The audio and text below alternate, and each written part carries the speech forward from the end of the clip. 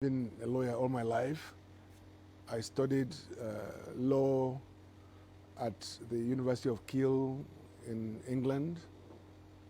That was for my first degree. For my master's, I was at King's College, University of London. Then I was called to the English bar as a barrister at law of Lincoln's Inn. First, as a practicing solicitor in UK, I had many big briefs from Nigerian government, from Moroccan government, from Ghana government, from British government, from various governments. You know, my focus at some point were just countries. So when you work at that level, you can determine your fees. Yes, I wasn't, but when I was working for the masses, I was practically doing that either on legal aid or for nothing, just supporting people, helping people. But you know, there are lawyers and there are lawyers. It's not just about. Even though I still have my practice certificate, but I don't go to court anymore. I work as a consultant now, just like as you know, even doctors at some point they become consultants, which is what I do. So as a consultant, I determine my fees. But the kind of work that I do are very specialized. And that is why I can determine what I get paid. Very few people will do what I do. For instance, the issues that led to Paris Club refunds has to do with loans taking over time and the repayment of those loans and the wrongful deductions or over deductions, as the case may be. Not every lawyer will have the benefit of knowing what was wrong in a country like Nigeria and then being able to take it to the Western world, challenging them in courts, in UK, in America, in Austria, in France, in Switzerland. But if you know the level I was operating at that point in time, you know, you can imagine governors of states, like Boni Haruna of Adamawa State, Nyame of Taraba State, Governor Kure then of Niger State, Peter B of Anambra State, Elechi of Ebonyi, and so on and so forth. These are governors that were coming to my office in London, and we're going to court with them on these matters. So, and we're talking about huge matters, and I was at the forefront. You know, I gave them the confidence that all I needed was their support, their backing, to be able to stop the wrongful deductions. Because what was happening was sad.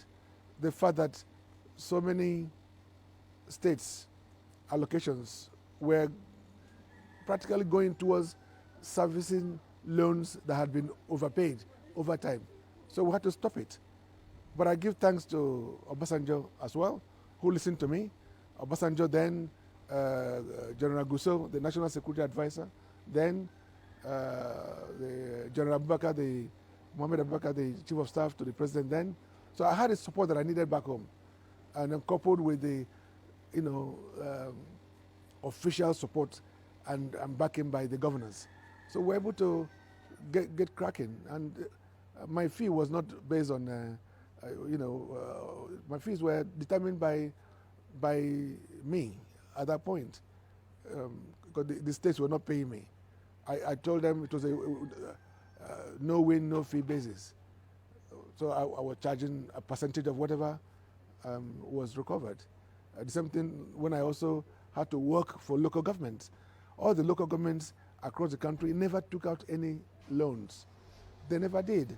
And yet, the money due to them were subjected to first-line charge deductions, where they were taking money from them at source to service loans that they didn't take. Yes, they did not take at all, not even benefiting from. They did not take, and so I felt that I could help them, and again, they didn't fund the litigation.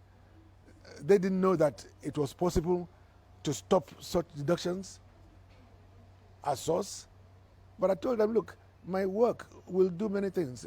First of all, it will stop these wrongful deductions, which it did. And secondly, it will refund all the previous wrongful deductions, which also happened. So if I was charging 20% as I did, they were happy. They were happy because this is like a windfall for them. They never thought there was this opportunity. And so it takes just being, it's not just about being a lawyer. It's also being at the right time, at the right place, and knowing what to do for the people. My programs have always been people-oriented.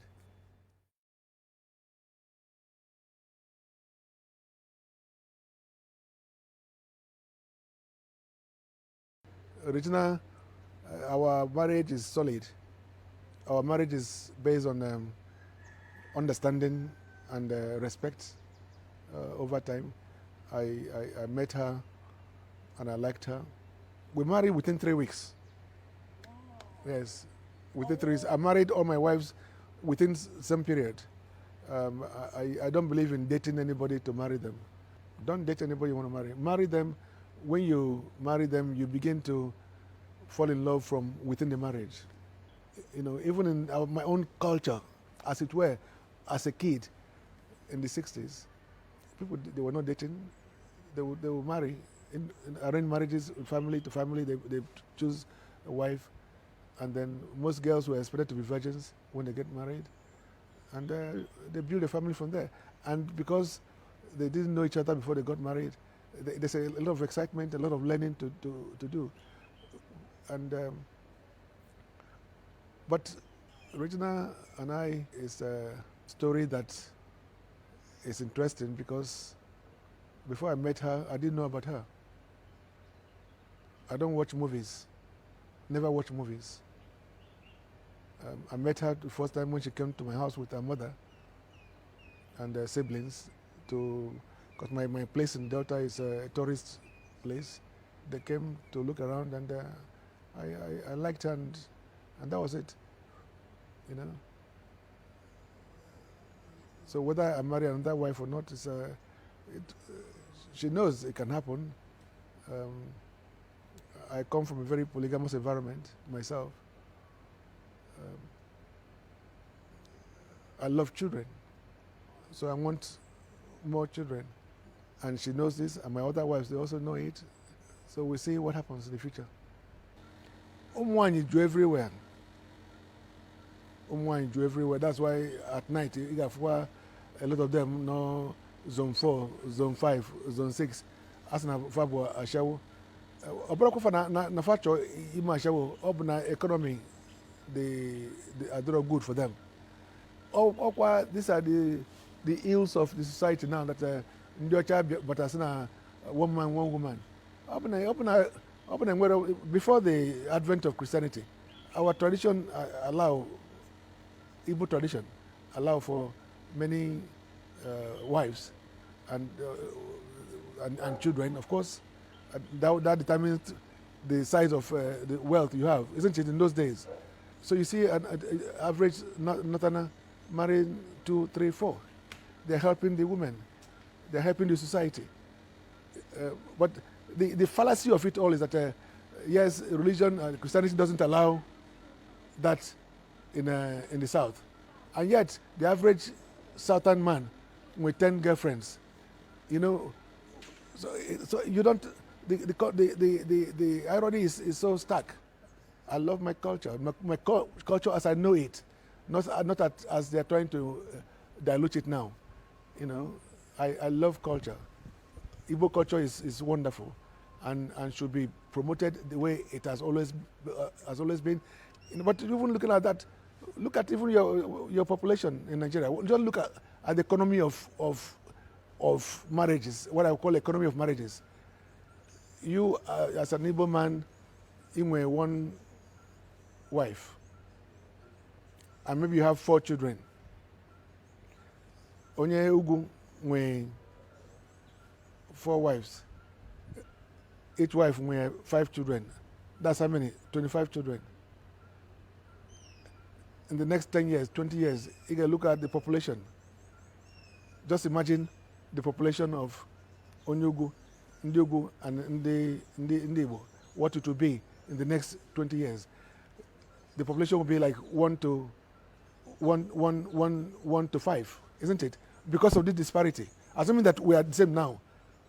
I'm just saying, but we are not. The gap is getting bigger and bigger. And Igbos will never catch up because of this self-imposed restriction.